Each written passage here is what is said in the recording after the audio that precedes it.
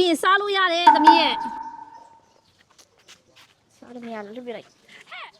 ည့်နေရလဲပပန်းဖိတ်နေစီစီလေအဲ့ဒါလွတ်ပြရတာမဟုတ်ဘူးအဲ့ဒါစားလို့ရတယ်ဒါပြုတ်လိုက်ရင်လေစိတ်လေးနဲ့အရန်စားလို့ကောင်းတာတော့ပြုတ်ရအောင် โอเคအေးမမပြုတ်ခဲ့ပြီးဒီမှာကြည့်ဒါလေးတွေကလေအခွန်လဲခွာတာဟုတ်လားအဲ့အခွန်ခွာပြီးမဲ့လေဒီနားနည်းနည်းကြံတာတွေလည်းစားလို့ရတယ်နော်ဒီအညိုရောင်ဖက်ကလေးတွေကလေအစားချေတယ်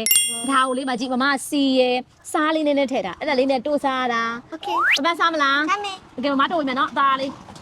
ရလေလို့နေတယ်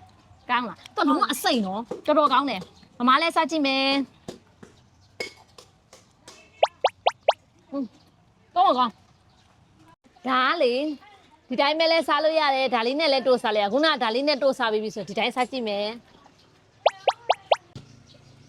ဒီတိုင်းစားတော့လေနည်းနည်းအေးတယ်လို့မျိုးရှိတာပေါ့ဒီစားလေးနဲ့စီလေးနဲ့တိုးစားတဲ့ခါကျတော့နည်းနည်းပိုစားကောင်းတယ်ဒါလေးနဲ့တိုးစားလားကိုကောင်းပါတယ်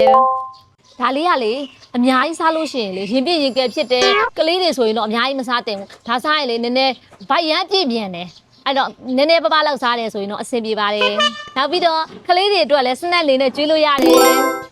ဒီပိန်းနဲ့ဒီအစီမှာကတန်တက်နဲ့တခြားဗီတာမင်တွေလည်းအများကြီးပါတယ်အဲ့တော့ဒါကိုလေမလွတ်ပြနဲ့နော်တီတီတို့လိုပဲပြုတ်စား